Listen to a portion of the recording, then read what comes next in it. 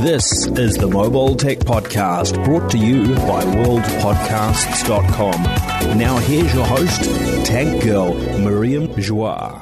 Hi, and welcome to the Mobile Tech Podcast. I'm your host, Miriam Joire, and today is Tuesday, July 3rd, 2018. My guest is Ed Baig of USA Today. Hi, Ed. How are you? Hi there. I'm good. How are you?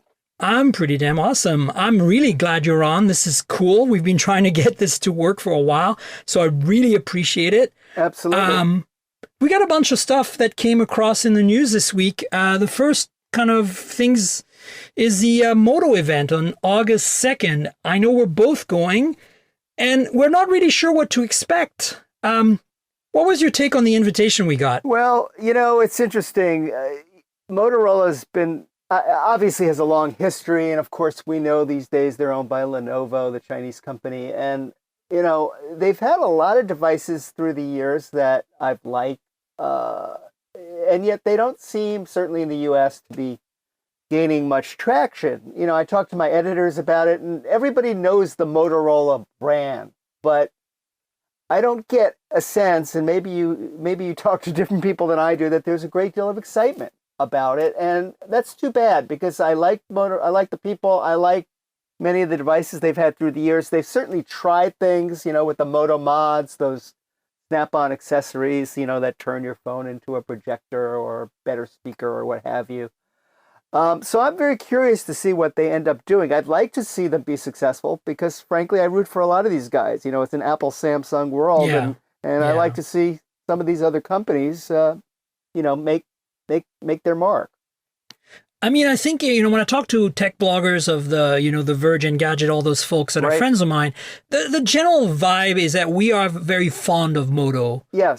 Whether they're, pre or post Lenovo or pre or post Google even, just because they make really great phones for the money. Yes. Some of them are misses. I don't feel their flagships are really being great in the last few years, but I feel that their mid-rangers and kind of lower mid-rangers have been very solid. And I just reviewed the Moto G6 not too long ago. Right. For Geekspin, which is a small tech publication that my friend Elena started. She used to run Chip Chick back in the day. And, I tried to find things I hated about this phone. For $250, I just couldn't. This is such a great package. So, the Moto Z3 Play just landed in my inbox this morning. I did an unboxing, and that's also another phone I've been pretty fond of, the Z Play series. Not the high-end Z, but the Z Play. Right. Because for the, it brings that kind of flagship type features at a lower price, and it's just really delightful. I think Moto's had this really great software experience for quite a while and made great hardware, but you're right. It's hard to get excited. I think it's hard to get the general public excited about Moto these days. Exactly. And, and maybe we're being unfair. I mean, I say we, certainly we in the media look at Apple, we look at Samsung for obvious reasons. Right. And then you look at all these other devices and you say, you know what? It's a pretty nice phone. It has a good battery, it has a good camera, what have you. But you want to say something else. You want to say more. And again, I brought up the Moto mods. At least they were trying to do something different. Now, I don't get a sense that they've been, monster success with them. But they tried. Give them credit for trying. Now, at some point, you got to get beyond trying and really deliver something to the market. And you're right. And you're right. They have nice devices for a pretty good price, but they're not going to get anybody super excited. So are we excited about the Chicago event? I guess my answer is I don't know that I'm excited going in, but I want to be wowed. I want to be excited. I want them to surprise me. Let's put it that way. Yeah. So there's two things this could be, right? Like, we don't know. Obviously, we still are looking for Z3 Force or Z3 flagship this year. Right. Because the Z3 Play is now out. But there's also all these rumors, which I'll link in the show notes, of this Moto One and Moto One Force. Which are supposedly flagship-like devices, potentially running Android One, and potentially, from the leaks, looking like iPhone clones. Yeah, and that's another thing. Of course, guess what? An iPhone clone. Where have we seen that before? OnePlus has done that. Other companies have done that. Right, exactly. Exactly. Is that enough? Is it a me? Yeah, I look like an iPhone. I have decent specs. I'm going to be cheaper. Is that enough? I'm hoping there's some catch, right? Right. Exactly. I hope like there's something in there that kind of makes us go, oh, okay, that's refreshing. The other thing I wonder about is, are we going to hear? We're going to start to hear, certainly in the months ahead, and we've already heard a lot of hype about it. 5G. Are they going to do anything early with 5G? Do you think? Right. So that was the other thing I was thinking of, because we've seen leaks and rumors in like a few months ago of a 5G mod. Yes. So I'm wondering, and Verizon finally is bringing 5G at least for fixed service, like home level connection. Right. In some markets, they've already inaugurated that service. So is this the beginning of mobile 5G service from Verizon, maybe partnering with Moto? And maybe they're going to launch a bunch of stuff. Maybe we're going to see the Moto One, and maybe the Moto One will be a mid-range-ish phone, which they're very good at doing, as you know, that kind of clones the iPhone in terms of hardware at a lower price and gives us this wonderful pure Android One experience. And that'll be one thing. And then at the same time, maybe they'll launch the Moto Z3 Force, which will be their flagship, and which will come optionally with a Moto mod that supports 5G on Verizon. I mean, if they did all that, I'm completely speculating. This is out of, off the top of my head. But that to me would make the event worthwhile, right? I agree with you. And of course, what good is a 5G module or mod without a 5G network? Now, as you mentioned, there are, we're starting to see pockets, testing, pilots, whatever you want to call them. I think 5G is still largely a 2019 and beyond story. For sure. But somebody's going to be first, right? Right. Somebody's going to be like bragging rights. Yeah, I remember talking to Motorola, not at this past Mobile World Congress in Barcelona, the big trade show in Barcelona, but a year ago, I remember talking to Motorola, and they said, we're going to be first with 5G. Well, okay. Let's see. Well, so this is, I'm stoked. And they're actually taking me out there to Chicago, which is really lovely of them. Good time of year to be in Chicago, too. Yeah, I love Chicago. I've been in such a long time. So I'm really looking forward to it. And then, of course, I mentioned this on the podcast last week, really briefly, with Jason Cipriani of ZDNet. We didn't get a chance to get in the details, so maybe you and I can talk a little bit more in depth. The Galaxy Note 9 is slated to launch on August 9th in New York City, so a week later. Yep. And so what are your expectations on that? Well, you talk about Samsung and the S9, I expect it to be a Samsung flagship phone. Now, what does that mean?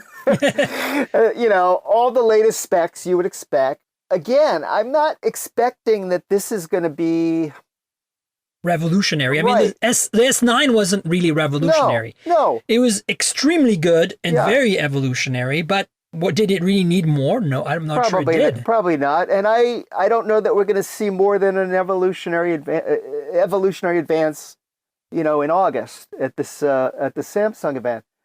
People are waiting for this, and I think we're going to talk about this sort of, the flexible display phones and all that. Samsung's been rumored to have that in the works. I don't think we're going to see that in August. And if that's true, then I'm sure it'll be a very nice addition to the Galaxy family. But can we say any more than it will be a very nice addition to the Galaxy family? I don't know. I don't know either. So I want to give my listeners a bit of context here. So obviously last week we mentioned to you guys that, Note 9 invites went out. So New York City, August 9th. But what does that really mean? So a tidbit of rumor that was kind of came out yesterday or today was that the Galaxy Tab S4, the next generation of the iPad competitor from Samsung, for lack of a better description, should be launching at IFA. And we haven't had a new tab since the Tab S3, which came out at Mobile Congress 2017. Right. So it's been a while. And the rumors are that it has very little bezel, which, so a bigger screen, the same physical form factor, which, as we know, Apple did with the latest iPad Pro. And the other thing was that there's rumors of an under-the-display fingerprint reader. Yeah. And so to me, here's kind of what I'm expecting from the Galaxy S9. Sorry, the Note 9, Galaxy Note 9. I'm expecting an under-the-screen fingerprint reader, and I'm expecting a triple camera system, 3 lenses in the back for whatever reason. It probably not the same implementation as what Huawei's done with the P20 Pro, which is a phenomenal camera phone. But I think, Samsung has had pretty solid performance in camera for a long time now. They're at the top of the heap. So this, like the Note 8 last year introduced the dual camera and the telephoto with OIS, I think this is maybe going to add a wide angle like LG does. So you have 3 choices of angles. You can have a regular, a wide, or a tele. That to me would be a really good combo. Nobody's really done that yet. So I'd love to see that. I think we're going to see a possibly slightly bigger, better, even nicer curved OLED display. We're going to see an S Pen, and then again, I think those are the things I'm expecting. We're going to see under the display fingerprint, and then we're going to see a triple camera. If we don't get those, it's going to be very boring. I mean, not boring because it's going to be an update over last year's, but how much of an update, right? Well, yeah, exactly. I mean, the under-display fingerprint sensor is interesting. We've seen, I guess, Vivo try that with the NX. Yeah, they've done it on a few phones now, and every phone is getting slightly better, which is crazy because they've all come out like weeks apart. So it's like, wow. I mean, they're really iterating rapidly, right? Right, and I like to see that. Again, I mentioned earlier the Moto Mods. At least they're trying something different. Well, here's something different. We've seen the phones now. Vivo again with the sort of pop-up selfie camera. We have Oppo with what they're doing with their kind of motorized, camera. I mean, what are your thoughts on that? I think those are really cool. Like, I'm loving that we're seeing some wacky form factors again, despite the fact that I have all kinds of questions and red flags with that, right? And you too, right? I mean, absolutely. Waterproofing doesn't happen in this case anymore. Reliability long term, especially when you unlock, you have to raise that camera module every time. It's ballsy of them, right? I mean, Oppo has a good reputation. They don't want to destroy that reputation. When they come out with a flagship, which isn't very often because they're king of mid-range, they are putting their reputation on the line. So I'm pretty sure they've done them homework to make this phone pretty bulletproof. And it's supposed to come to North America. We're talking about the Find X, by the way, folks. Yes. Yeah. I have not seen the phone yet, so I have to preface it by saying that I've seen some video of it on the web and such. Yeah, I'm the same boat as you. I haven't touched one yet. So I'm at a little disadvantage that way. But again, your term ballsy, I think, is a good one here. I like to see companies take chances. And having said that, I'm probably going to contradict myself because remember a few years ago, Samsung every year they'd bring out their Galaxies, some of the early Galaxies, and every year they'd pile on all these features. It was almost, I think I called them like parlor tricks. They look good in a demo. You can maybe, impress your friends for a day or so. And then it's like you never use them. And then a couple of years later, they sort of pulled back and they said, they did what I would say was the right thing and pulled off and introduced less features. Well, this is a long-winded way of saying, on the one hand, I'm calling for all these companies to take chances, put in a few parlor tricks. But at the same time, if they don't work right, or if, again, it makes a nice demo, but we'll never use them, what good are they? So I'm sort of talking out of both sides of my mouth here. I like the innovation, but I want to see what really ultimately sticks. Yeah, I mean, look, it's ultimately an interim. It's like the Notch, right? The ultimate goal is we're going to have a full screen phone. There's no bezel, and it's got a speaker and a camera. The camera gets its image through the screen. The speaker is the screen, like the Vivo has. The Vivo Nex, I believe, has the whole screen vibrates as a speaker. Right. And I mean, eventually that's where we're going. That's where the puck is going, right? That's where we're skating towards. Yes. But at the same time, we can't get there quite yet. And so there's all this, it's really fascinating to me that there's all this interim stuff. And the Notch, for better or for worse, I feel that now that you can turn it off in software on most Android phones at least, and have it just be a status indicator and have it blend nicely up there, is actually a pretty good solution because it still gives you more screen real estate. And I'm all for more screen real estate. I saw somebody on Twitter yesterday bitch about Why are they making these, like the rumors of the new iPhones coming out with larger screens? Why are they making iPhones with bigger screens? I don't want these big phones. They're too big to hold. And they're missing the point because the chassis is not getting bigger. If anything, the chassis are getting smaller, right, and these screens are getting massive, and you can get so much more done. It is so delightful to have a large screen. I'm sorry to say, I don't, maybe people don't use their phones enough to really get this. I don't get it, Ed. I don't know. I'm with you. I'm a large screen guy, and I'm completely with you on that. The times I pick up small screens now, it's like, ooh, so frustrating. Yeah, but there are people who, my wife likes a smaller screen, so it's to each his own. I'm glad there's choice out there. Absolutely. And I mean, if you look at the Galaxy S9 non-Plus, I think this is a phenomenal screen to size ratio. It fits so well in hand, yet it's such massive screen real estate. And the iPhone 10 is the same. I think the iPhone 10 is the kind of almost the perfect size. The what's it called? The phone from Andy Rubin, the Essential. Yep. The Essential, if you hold one, it's perfect size and it's almost all screen. Too bad it wasn't an Essential phone otherwise, but we can. Well, right, it wasn't. It had lots of issues. But I think, look, ultimately, kudos for that form factor was great. And I actually would say that I would love to see from Apple or someone else, maybe Samsung, maybe Sony, who's made a lot of high-end compact phones. I would love to see something in the chassis size of the iPhone SE. Yep. That is got the notch. That's got basically a full screen implementation, as best as we can do today. So a shrunken down iPhone 10 from Apple, because there are so many Apple fans. I mean, I'm mostly an Android user, but I do have an iPhone 10 and I use iOS like you do. And my spouse is a huge iPhone fan. And so, they love the SE because they have small hands and it fits in their hand. Right. But they're also really annoyed with the screen real estate. They feel it's too small. So what we need is a phone that is about the same form factor, but has basically a whole screen in the front. And if that happens, I think we're going to have a lot of happy Apple fans. And I can understand that, this person on this Twitter thread was complaining because they're saying, well, I'm not seeing the smaller form factors here. I'm only seeing the bigger ones. But at the same time, I think they're not realizing that the screen size doesn't dictate the size of the chassis as much anymore now, right? Exactly. When the iPhone 10 came out, I was, like a lot of people, I was critical of the notch. It was like, I thought it was like a blemish. Here we are all these months later, and I've gotten used to it. And it's fine. It's fine, and I really like the phone. So, yeah, bring them out. Yeah. Bring them on. Look, I mean, for now, I think it's a pretty reasonable interim solution. And then the other one that's honestly less reasonable and ballsy, as I said, and kind of interesting and really certainly puts, things on their head, which is exactly what I think Android is all about, is the Vivo Nex and the Oppo Find X, because they're like, okay, we're just going to make the camera pop out. Yeah. Yeah. And that's, again, as I said, it's ballsy, but it's interesting. And interesting is good to a point, as long as, again, you go beyond that parlor trick. Hey, look what I can do.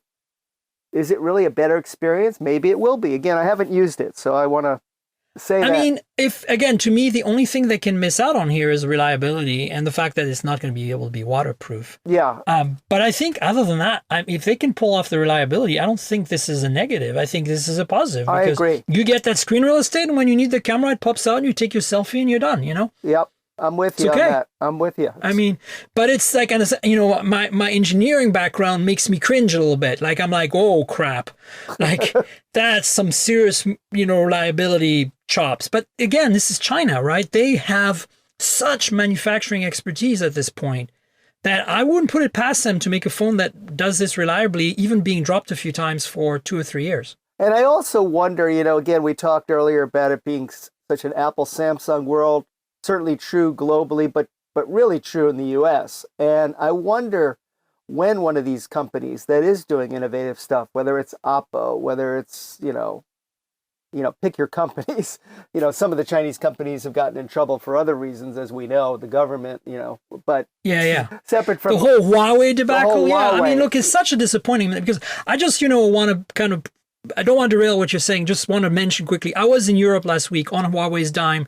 They wined and dined us and showed us the Leica labs, and we got to see the factory because they have a relationship with Leica. And, you know, everybody knows on this podcast from listening that I love the P20 Pro. It's a phenomenal phone. And I really regret we can't get it in the US because we need that kind of competition. We need another player than Samsung and Apple here. And I think right now Huawei is really that player. That's the only other option. They are so on top of it in terms of hardware. The only thing that could be better is the software, but they're learning.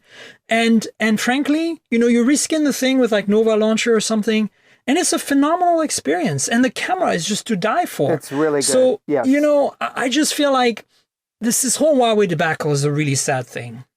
Yeah, and again, you know, are they spying on us? All that, you know, I did a story months back about that. There were, you know, depends who you talk to. There are people say, well, there really is something there or not. I don't know. But just in terms of the phone itself, it was a very nice phone. Not perfect, as you point out. Software had some issues.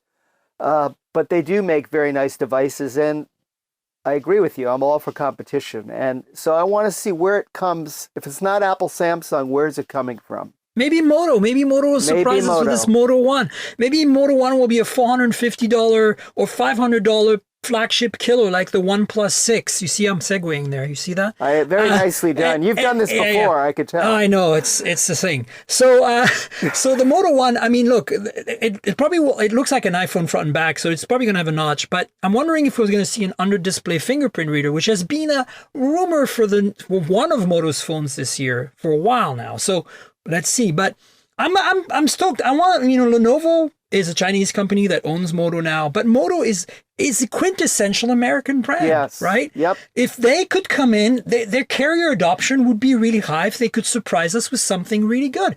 And I've been saying that the market in the US, at least in the early adopter niche kind of tech-savvy realm, has been ripe for a disruptor to come in and dethrone OnePlus. I think potentially the Honor brand from Huawei could be that player, because people don't associate Honor with Huawei. I mean, we do because we know, but if Honor made an Android One phone instead of skinning the crap out of their phones, their phones are awesome and they're affordable and feature full, they could compete with OnePlus easily.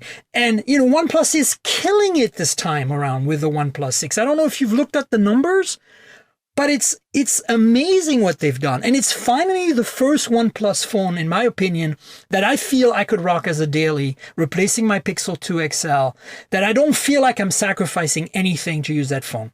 Yeah, and I have not played a ton with it. I've seen it, and it does seem to be really, really nice. And I mean, they finally made a camera that works, you know, which is like where you have to be in the flagship realm. And that's always been their weak spot. And right.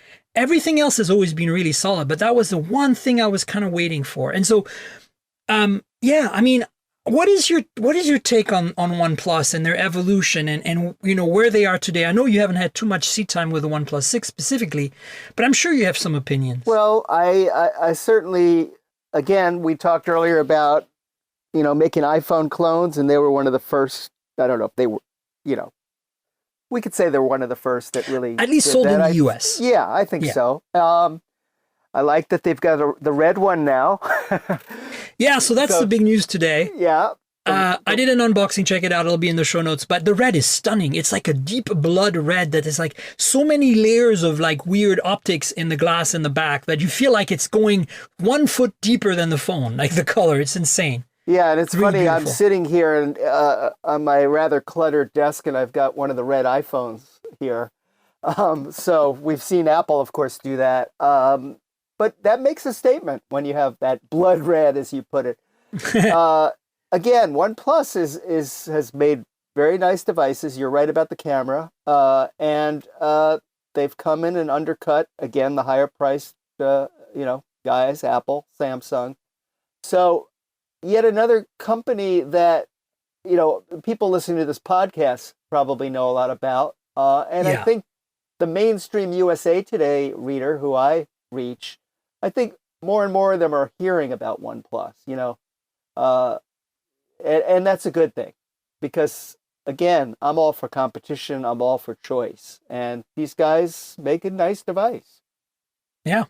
I mean, it's pretty interesting to see how they've they basically, really start a niche, and then they're kind of growing more mainstream now. Yes. And I mean, within the unlocked world of phones, right? I mean, this is still a very restricted a proposition. But I think I think if next year's OnePlus, whatever the next generation, not the 6T, whatever the refresh this year, but right. the next year, 2019 OnePlus 7 brings, if that supports Verizon and Sprint, and by that point, it might only need to support Verizon because Sprint might have been absorbed by T-Mobile, and they will have to normalize into a GSM network solution anyway. So we won't have to worry about their specifics on the network side.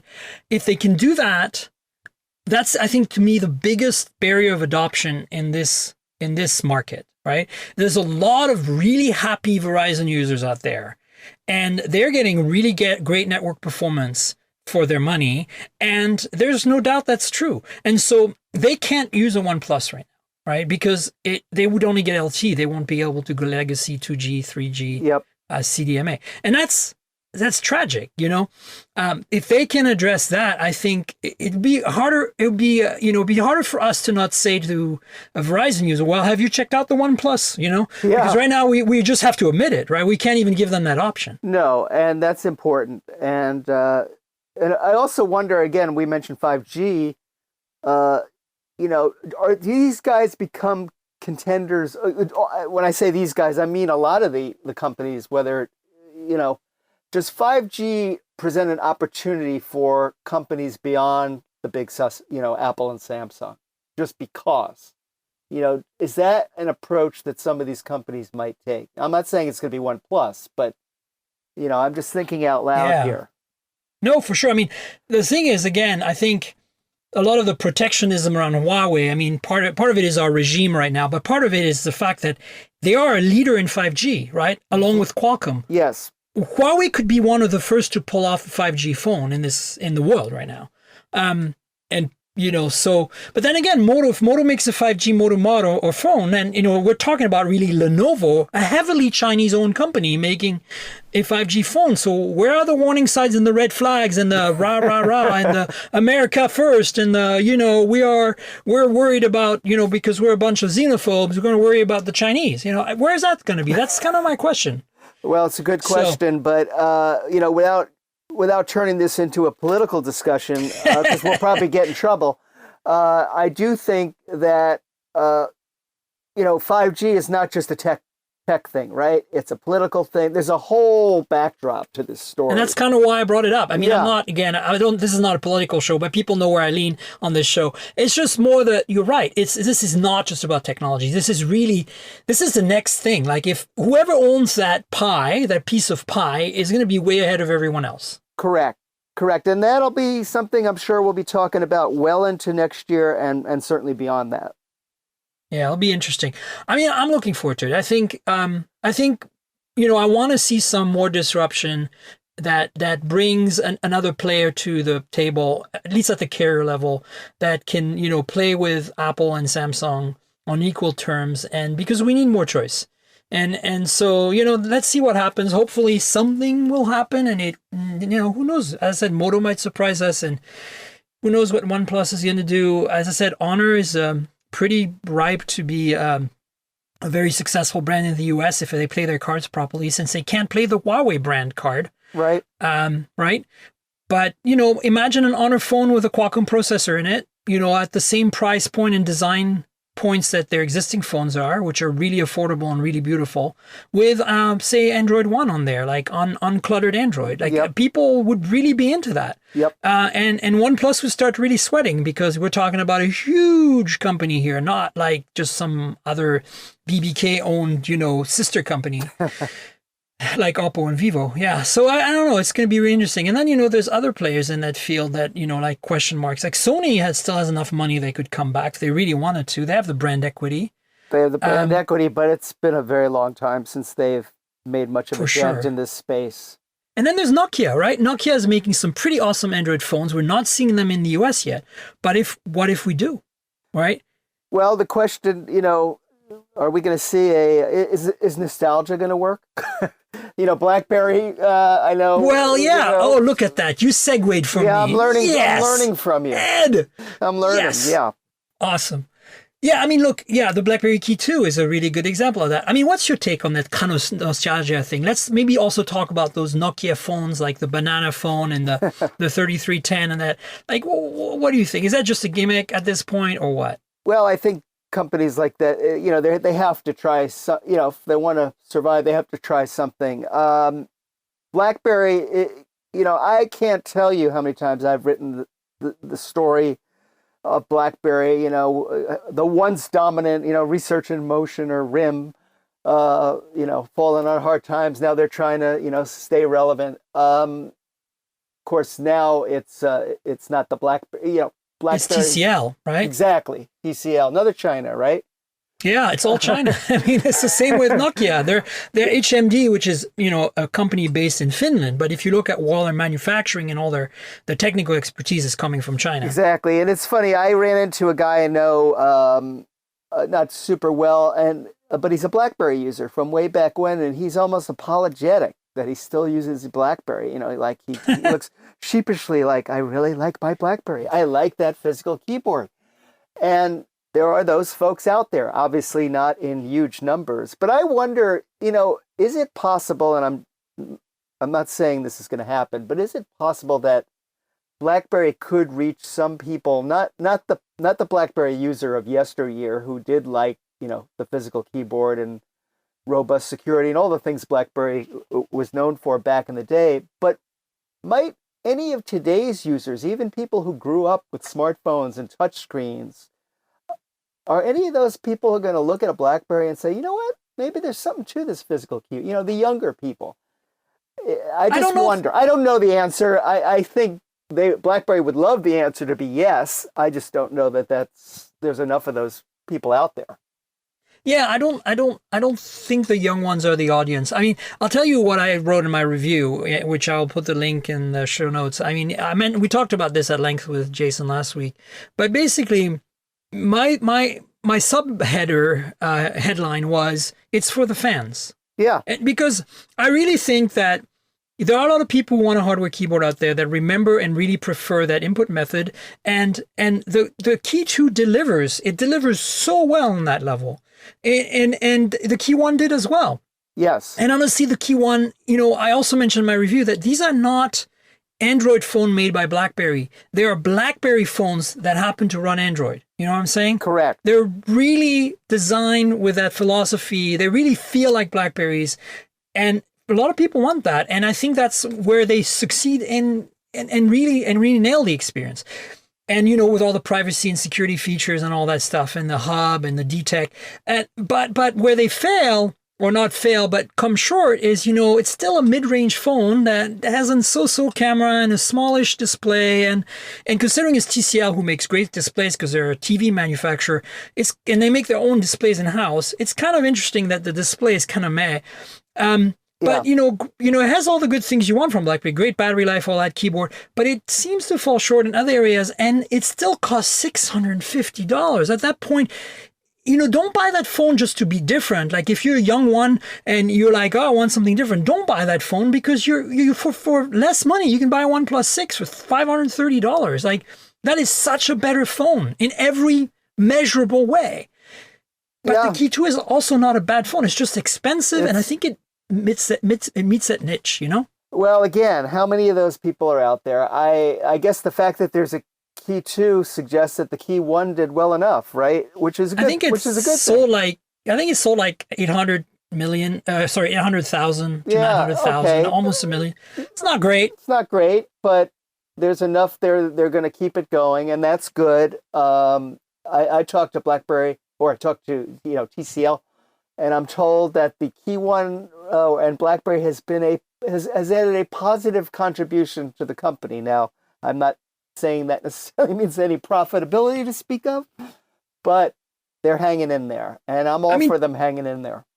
The KEY1 had received really good reviews because it was, going back through the form of BlackBerry. And I think the KEY2 is in every way objectively a better phone than the KEY1, but it's not receiving quite the same love because we feel it's too expensive and cuts too many corners at that price.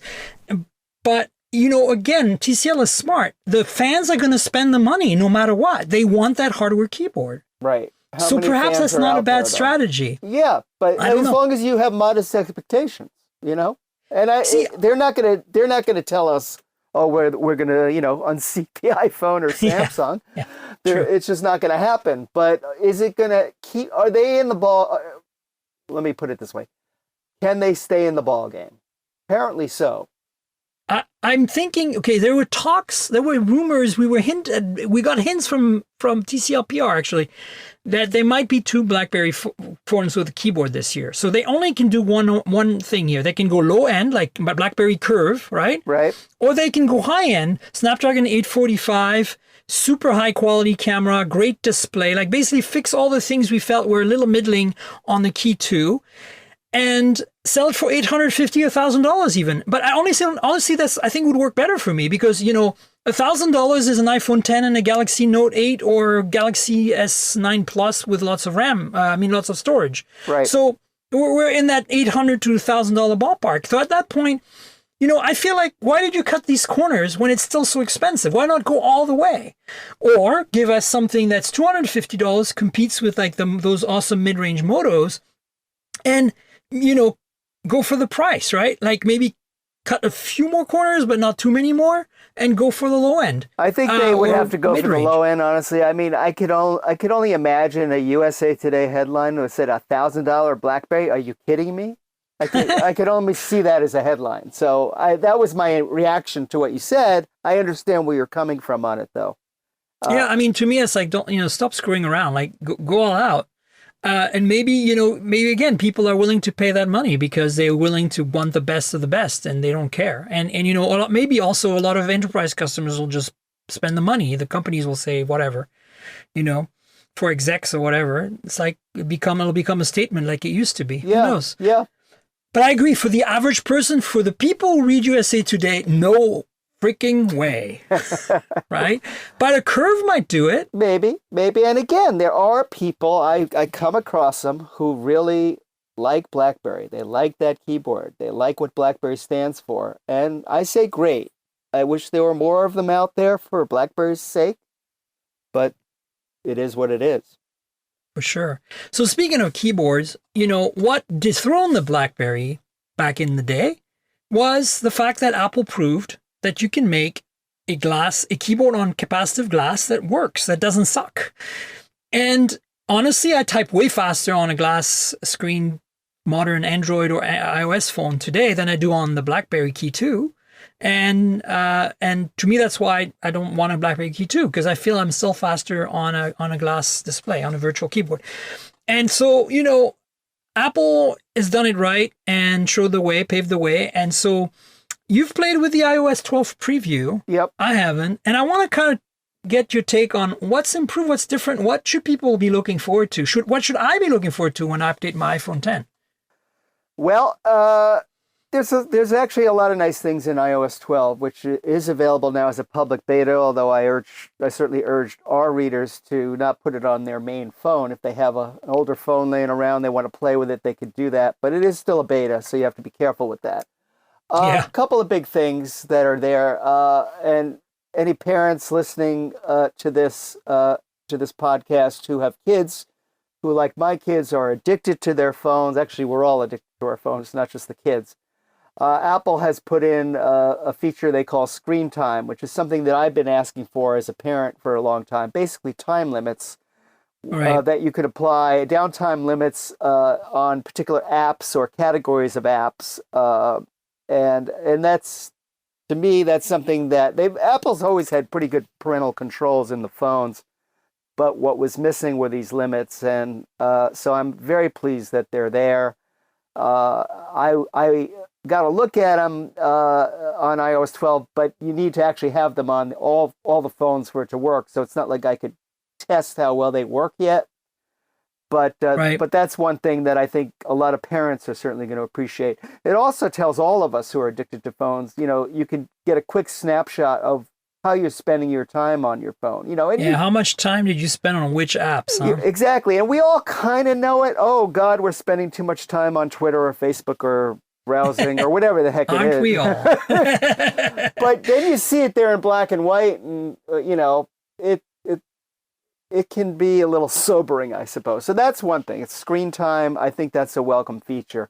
Another feature coming is group FaceTime. We're doing this on Skype, and of course there have been ways to do video conferencing with a bunch of people simultaneously. But on FaceTime, it's really been one-to-one, and now you'll be able to do it with up to 32 people at once. Now I haven't gotten to try that either, because again, everybody at this stage would need to either be on iOS 12 or Mac OS Mojave, which is the next version of the Mac, which is also in beta. So that's interesting. Let me mention a couple of other things. Mm-hmm. One is a lot of people out there are now using the AirPods, which are Apple's wireless headphones. Earbuds, yeah. Yep. Which $159. They've been a real big... People love them. People love them. Here in New York City, you see them all over the place. And they've done really well, apparently. A surprise hit, I think. Well, if you're like me and you're in a restaurant, crowded restaurant or somewhere, and it's getting hard, maybe I'm getting old, but it's getting hard to hear some of the people you're with. Well, right. Well, if you have AirPods and iOS 12, you can actually take advantage of a live listen feature that sort of lets you turn AirPods into a hearing aid of sorts. I actually tried this. I tried this in a diner. It's not perfect. If you really are hard of hearing, it's not a substitute for a genuine hearing aid or an implant. But it actually worked pretty well. And so there's another use for AirPods, and that's part of iOS 12 as well. There are a bunch of other things. They have, Memojis, which is kind of, the Animojis that came with iPhone 10. Oh, yes. Now you can do Memojis, which basically means creating your own. Depending upon your point of view, these are either a complete waste of time or addictive, maybe something in between. So that's there. There's a bunch of features in there. So iOS 12 has a lot of things I actually do like. Some of the important things that are supposedly coming, although as a beta, I'm not sure we're there yet. Supposed to really beef up performance, improve battery, all the things we all care about. And Apple, of course, last year got into some trouble over the whole thing about slowing the iPhones with aging batteries. I think it's fair. They just should have communicated it better. Just like right. Google does the same all the time. Like recently, there's been an outcry in the YouTube community because they're auto-generating thumbnails for like 0.3% of the users. And that means the creators who are actually sometimes hiring people to create thumbnails for their videos are not, the people watching are not seeing these thumbnails because Google's auto-generating for 0.3%. And 0.3% is not a lot overall, but it's still 5 million or so people. Yep. So if Google had just asked and given the creators a chance to opt in, I mean, Marques Brownlee, MKBHD just did a video on that, and I think that's the same thing. Apple needs to learn to tell people what they're doing, because I think it's actually very smart to slow down your phone, a little bit to maintain battery life as the battery ages. It's technically engineering wise it makes sense, but maybe kind of tell people why and how you're doing it. Yeah. It was a PR problem for them, and I think they've largely overcome it. And I mentioned the performance not because they finally figured that out. They knew what they were doing with that.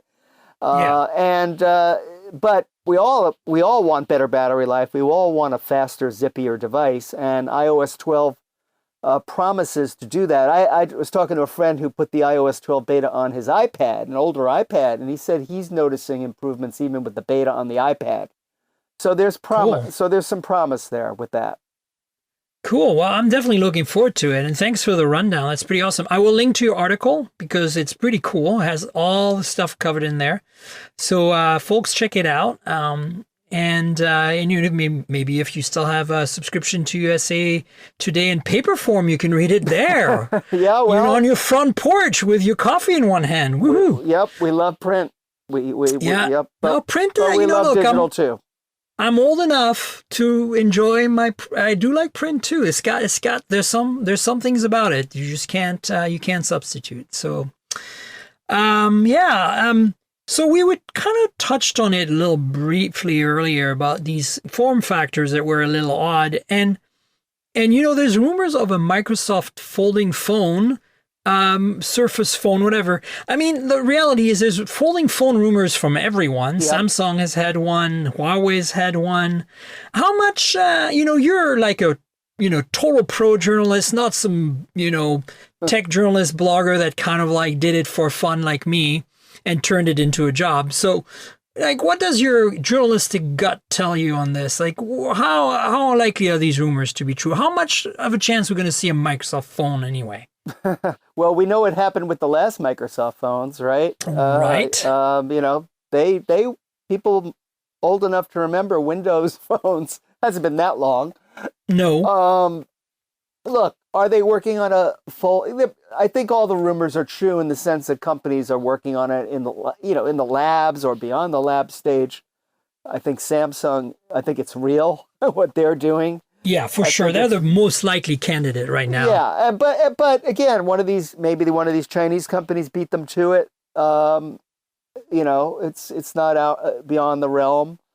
I think the rumors are true. I come back to what I said earlier, which is it has to be more than a parlor trick. We're all going to write about it, right? When the Samsung device comes out or a device from any one of these other companies that we mention, and maybe even somebody we haven't mentioned, when those devices come out, we're all going to go, gee, isn't this cool? Let's see what it can do. And then we're going to go beyond that and say, do I really need it? Does it really fix a problem?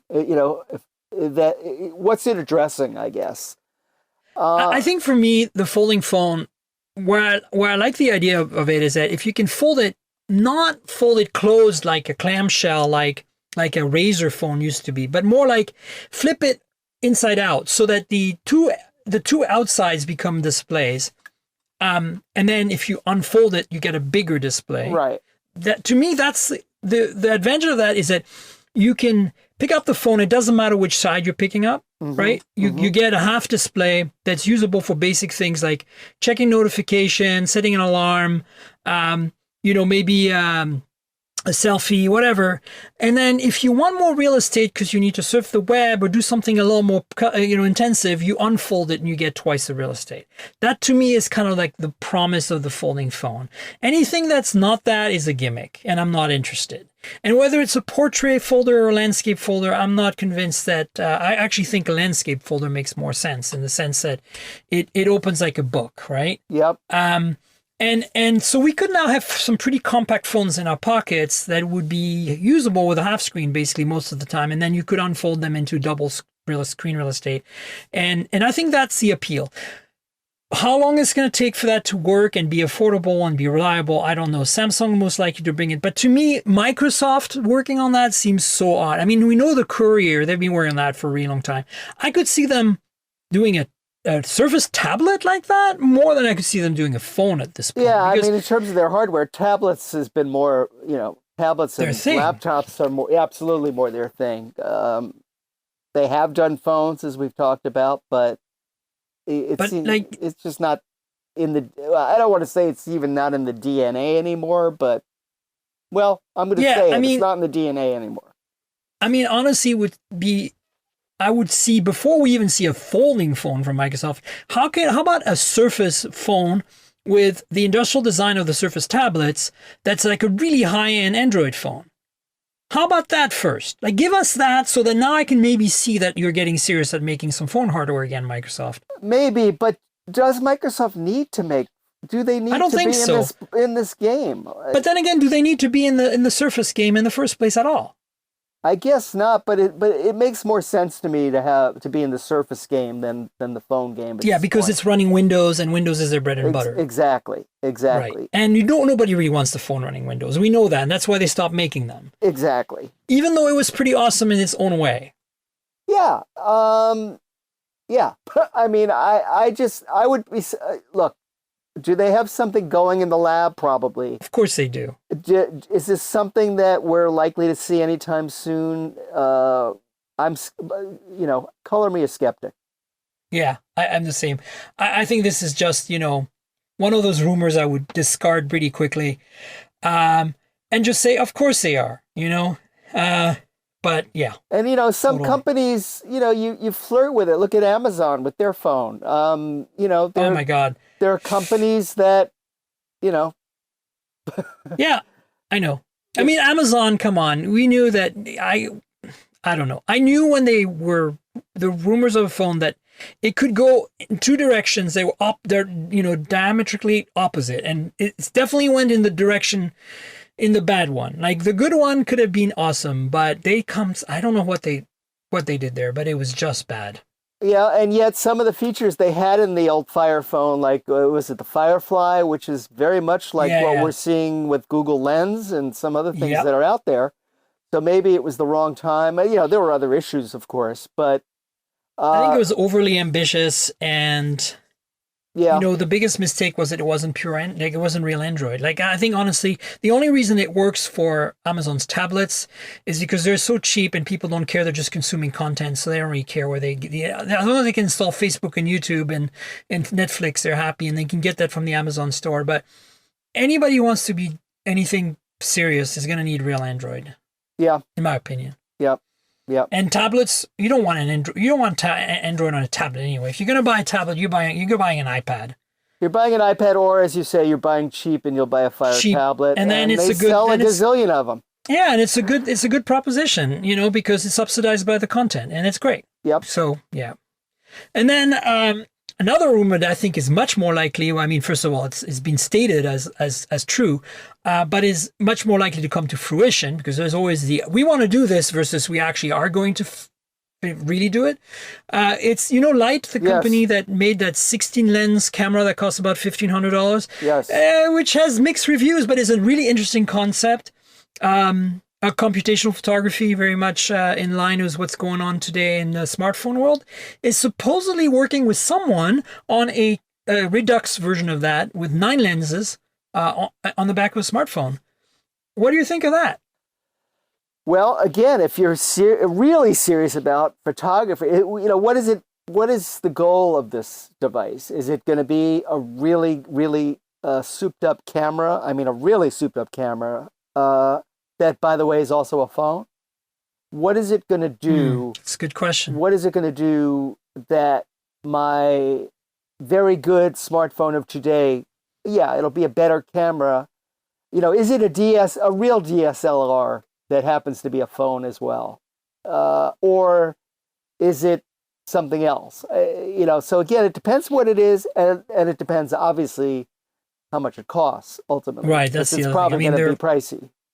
Yeah, well, that's true. But I mean, $1,000 for a flagship today is not really that uncommon. So, so the way I see this myself is I don't think it's going to be a camera that happens to be a phone. I really think this is going to be truly a smartphone, probably a high-end one, an expensive one.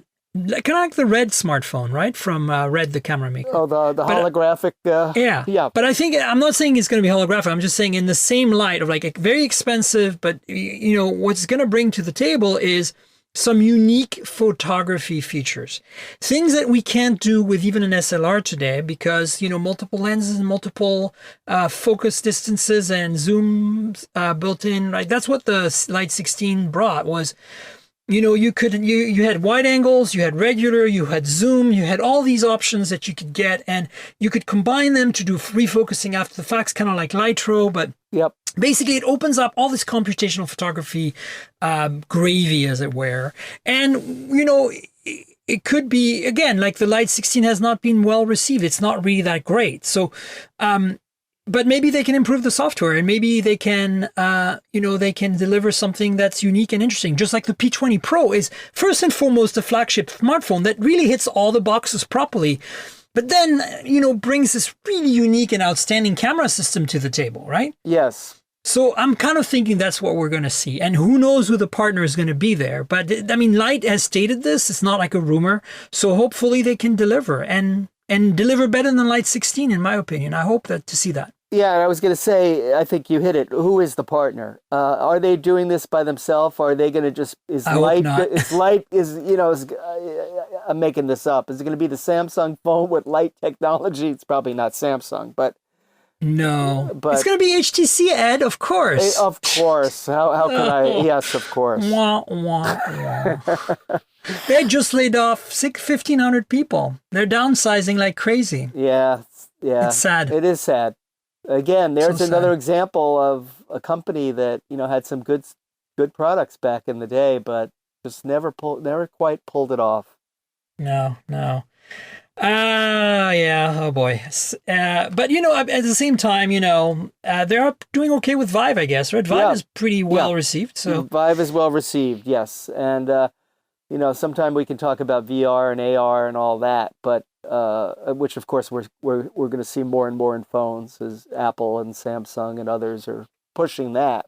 So Google. Yeah, I mean that's another big frontier that we should be seeing some good things from. I mean, I don't know. I'm not convinced that people. I saw somebody on the plane, coming back from Europe or going to Europe recently, that had like an Oculus Go on their head. Oculus Go is actually a nice product. Oh, it's great. But I'm just like, I actually saw, it's the first time I see somebody play VR in business class on the flight. And I was like, whoa, like this is happening. Yeah. Because, I think I'm a big believer that VR headsets should be portable, not tethered to a PC. Absolutely. That the mobile form factor for VR is the future, like ARM-based, high power graphics. But I do feel that should be a standalone device. I think your phone should stay in its pocket and do its thing. And you pull out these goggles that have their own compute power and might be connected to your phone for data or whatever. But I feel that's the solution. That's just me. Yeah, but I agree. First of all, I agree with you. But there are apps and experiences and features that on your phone that are going to take advantage of AR, augmented reality. Yes. Actually, we talked about iOS 12.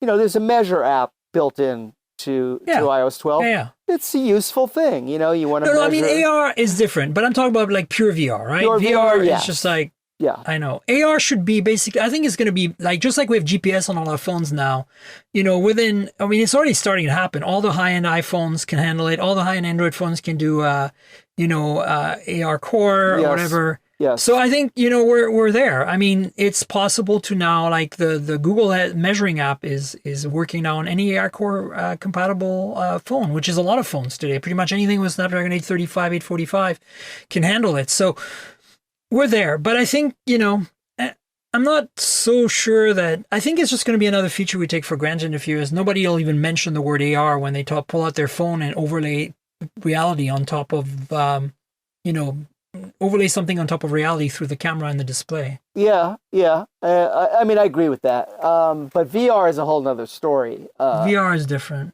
And Oculus Go, it's a nice first step there. Lenovo has their version of a headset, a little pricier than and Oculus HTC is Go. working on something, right? HTC is working on something. So again, I don't think we're going to see mass market kind of numbers for any of these products anytime soon.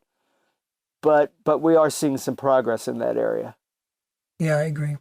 One last thing I want to kind of talk about, which is kind of cool and interesting and bizarre. There's this case out there, a smartphone case prototype that's been demoed and did the rounds in the media last week, I think, where basically it's an airbag for your phone. It protects it when you drop it. And basically the way it does is it by detecting free fall through sensors, and it's got a little battery pack built in too. And then it releases these solenoids that basically unlatch these spring-loaded claws that come out, and they come out and curl up in such a way that they're at the 8 corners of the 3D volume of the phone, and basically end up becoming shock absorbers and letting the phone bounce several times on the ends of these claws rather than scuff the corners of the phone up. A very cool and interesting idea. A little bulky still, and I'm wondering if this is going to take off, and then 10 years from now, all our phones will have this, and we won't even think twice. The airbag for the phone. Maybe it'll be required too. No, I'm just kidding. I like the car. Yeah. Oh, that's funny. It is kind of cool. I saw, I haven't seen it in person, but it does look kind of cool and interesting. I could see people buying them just for the, again, parlor trick aspect of it initially. What I don't know is is it like an auto airbag? Once you deploy it, can you like fold it back up? Yeah, you can put it back in. That's the cool thing about this It's design. not like you an can push airbag these in your little car. claws. No, you Yeah. can pull the claws back in, and they click back into place, and you're good to go. I mean, look, I think this is good. I don't ever see this going beyond the case. Like, I don't see this being built into a phone, simply because phone manufacturers actually want you to drop your phone. They want you to buy a new one. They're in the business of selling hardware. Like I don't want to be cynical, but this is a reality. And honestly, a decent case, not even a really thick case, will most likely protect your phone today really well. Phones are pretty rugged, and some people are harder than others on phones. Maybe if really, really hard on a phone, you're not willing to give up some of that thickness because the system is pretty thick. Probably double the thickness of a current smartphone. If you're willing to go with that, then I think maybe it's not a bad idea. And maybe we'll see a bunch of copycats and or a whole series of cases from this company. Well, I'm sure we'll see copycats if this even comes close to taking off. And yeah, I mean, I think it's, again, we talked a lot about innovation and some of the things that the phone manufacturers themselves are trying. I think it's good we're seeing it with the accessories as well. Totally. I would look forward to playing with one. Yeah, me too. I hope they send me one to try out. It'd be great, just to see what it's like, if the bulk bothers me or not, all that good stuff. So many questions, Ed. So many questions. And I want to ask you, how many times have you cracked the screen on your phones through the years? I have never cracked the display on a phone, which really? is crazy considering I've been reviewing phones since 2004. Well, I can't make that same claim. I have cracked the back glass on a couple of phones. Yeah. Just cracked, not like shattered. And I have certainly scuffed corners and dropped phones on their corners, and definitely left some cosmetic damage on various aluminum and plastic phones over the years. The tricky thing in our job, as you know, is if you review a phone and you haven't taken the photos or done the video yet, and you end up dropping and scuffing it up, you end up having to beg for another review unit from the wonderful, and I don't say this facetiously, I mean, they are wonderful PR people to help you, because you can't take photos of a phone with scuff marks. I have done that. I remember doing it with one of the Pixels a couple of years ago, where I managed to crack I think I cracked two of them. Oh wow! I was very lucky back in the day. But Google did supply the phones to test, so I appreciated that at the time, and I thanked them all these years later.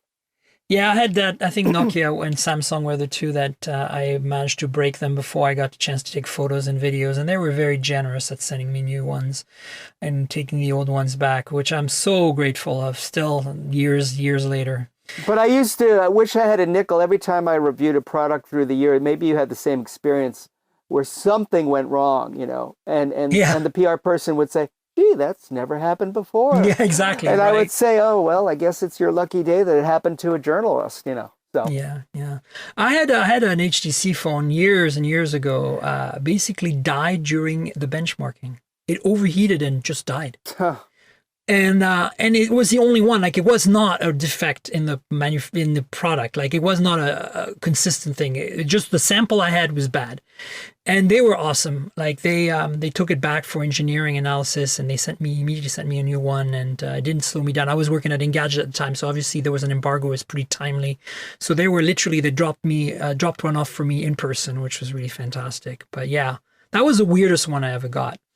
I was like running benchmarks, and then, then it was dead at the end, right? Because the battery runs out. That's the point of the benchmark. And I was like, okay, it's dead. And I try to turn it back on. Nothing happens. It's really hot and nothing happens. And I'm like, oh, wait a minute. I tried everything, plugging it in, holding all the reset button combos. Nothing. It had a removable battery too back then. So I removed the battery, let it sit for like an overnight. And, oh my God, it was such a nightmare. But listen, I think we've got a show here. Thanks again. Do you want to tell people where they can find you on the internet? I mean, obviously you write for USA Today, but yes. But tell them, maybe they should follow you on Twitter or Facebook or wherever. Sure. Instagram. Yes, please do. My Twitter handle is @EdBaig, so that's @EDBAIG, @EdBaig. You can find me on Facebook at eBaig@usatoday.com. And certainly, I hope you will follow our coverage on USA Today, usatoday.com/tech, TECH, and the newspaper as well. So, it's a great source of news. For me, it always gives me a reality check because, you're talking to an audience that's really mainstream. And it really helps me kind of like, okay, maybe I'm being a little too specific here. Well, we do. Honestly, it is. I mean, I've been at it for a while, but it is one of the things where you don't want to talk down to a reader. And the readers are very smart. I mean, most of our readers, look, everybody uses these things and they're very smart about it. They ask good questions. So you don't want to talk down to them. At the same time, we don't get too geeky or try not to. So it's a balance, and hopefully we pull it off more times than not. Well, as I said, I will link your iOS 12 story below in the show notes, and I really encourage everybody to check it out because that will give you a good feel of what this perfect balance is that Ed can reach in his stories. I like it a lot. You know where to find me. I'm at TankGirl on Twitter. That's TNKGRL. The same handle on Instagram. That's TankGirl, like the comic book without the vowels. You drop the vowels, you get TNKGRL. So follow me there. You can find me on Facebook by Googling my name, Miriam Joire, Miriam with a Y. That's also my my YouTube channel, youtube.com/Miriam Joire. My entire name is spelled out. You'll find some support videos to this podcast, videos of unboxings, reviews, whatever strikes my fancy, I'm reviewing and putting on my YouTube as a supplement to this podcast. And then, finally, you know where to subscribe to the podcast. It's mobiletechpodcast.com. So if you're listening to this for the first time and you want to subscribe, go visit that link. You'll see shortcuts to subscribe on all the major platforms: iTunes, Pocket Cast, Google Podcasts, and Slacker, Stitcher. We're everywhere. Just Google the show, Mobile Tech Podcast, and my handle, TankGirl, all together, and you'll find me. I want to, before we go, Ed, quickly to give a thank you to our sponsor. That's Audible, audible.com. Great place to get ebooks. Ebooks, I should say audiobooks. So, if you, I don't know if you use Audible. Are you a subscriber by any chance? Actually, I am. Yeah, magic. Because so many of my guests are. It's kind of amazing. I don't drive a lot, being in the New York area, but when I do, and I have a little bit of time, I do listen to podcasts certainly, and I listen to Audible books. So yes, I am a subscriber. Oh, wonderful. Well, so, if you're not, you are welcome to click on the link below in the show notes to join Audible. And in doing so, you'll support the podcast. The link is audibletrial.com/mobiletech. That's audibletrial.com/mobiletech. Check it out. I love it for when I drive. I love it for when I'm flying because my eyes get tired in low light, or in, reading a device. So it's nice to be told the story, as it were, or read the story, and that's what Audible.com is all about. So check it out, Audible.com. And Ed, thank you so much for being on. It was a pleasure. I hope we can do this again soon. Absolutely. It was great being with you. It was a lot of fun. Awesome. All right, folks, that I'll be back next week with another guest, so stay tuned. I've got some very exciting news for next week. Cheers, everybody. This has been the Mobile Tech Podcast with TankGirl, proudly presented by worldpodcasts.com. You can visit us online at mobiletechpodcast.com.